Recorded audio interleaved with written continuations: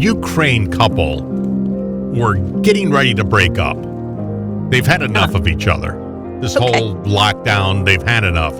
So they came up with this idea that let's see if we really want to break up.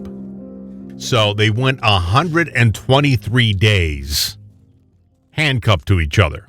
But it didn't work out. I think I saw this story. I think I saw this last week. It didn't work out for them. No.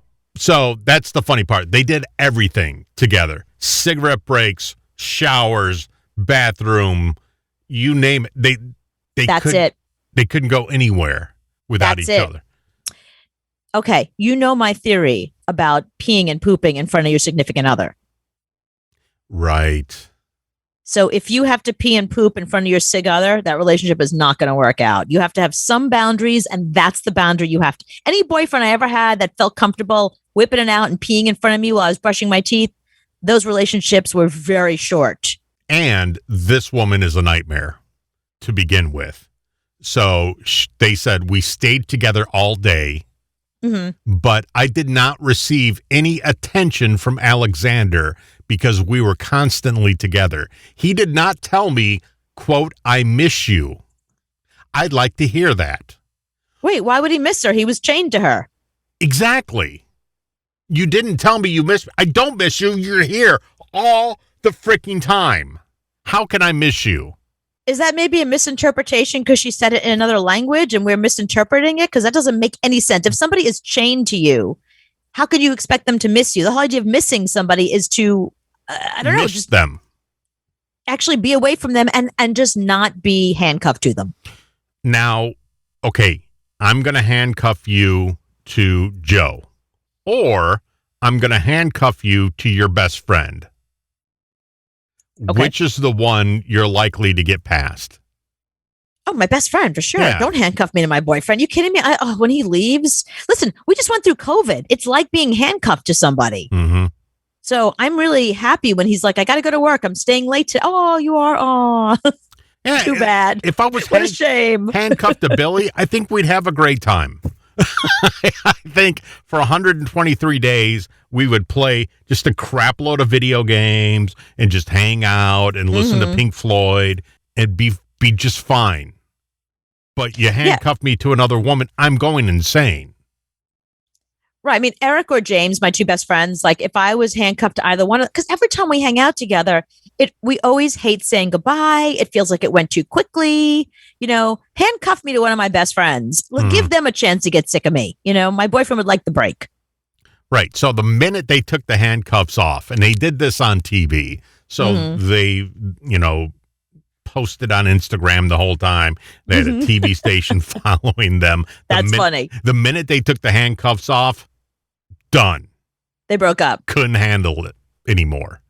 And that's because she said, why don't you tell me you miss me? Because I don't miss you. That's a weird response. Do you know what I mean? Like, I could see if she said, being handcuffed to you, I realize that your habits are something that I can't live with. Or as I got to know you, I realized we have difference of opinion of like children. But to say, it's almost like saying, why don't you say you wanted to be handcuffed to me more? It's like, I was already handcuffed. It's a weird thing. Like, why would you, how could he miss you? It's a strange thing to be upset about. And that, I think I agree with you. Normally I would say maybe the guy's the nightmare, but in this situation, she's more than a nightmare. She's bizarre. How are you handcuffed to somebody and you expect them to miss you? I don't get it. Yeah, well, I understand as a guy. I've met these women before. I've had these women in my life before where they say, you don't miss me enough. I'm always with you. So I know this guy's pain. She needs to handcuff herself to a therapist. I've heard it before. Why don't you tell me you miss me? Why don't you tell me you love me? I'm with you nonstop. How can I miss you? I can't. When you handcuff yourself to somebody and they're not into BDSM, because there's a lot of people that would really truly enjoy being handcuffed for 123 days. Like to them, that's something that they're like, I'm with my dominatrix and it lasts about an hour and then she leaves and then she goes with someone else or whatever. If you're into BDSM and you can handcuff yourself to somebody for 123 days, that would be the best 123 days of your life. My guess is they probably should have found another way. So, but do you think if they would have taken a break and used the bathroom alone, they would have made it? I do.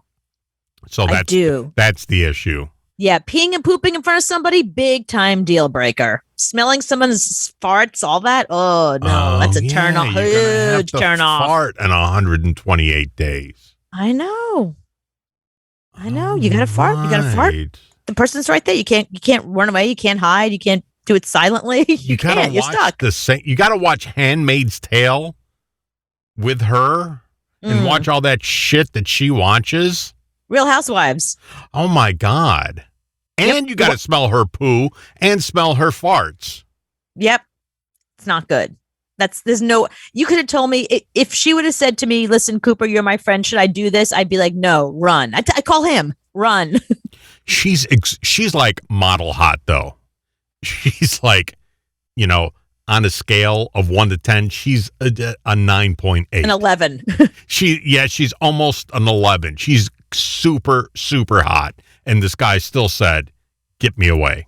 See, this makes women like me feel good. I'm happy to hear that. Now the pressure's off of having to look perfect and look beautiful. Now I can just don't be a nightmare. That's my advice. If you're looking for advice, if you're in a relationship and it's sort of not working, you're not quite sure, doesn't matter what you look like, don't be a nightmare. That's for both of you.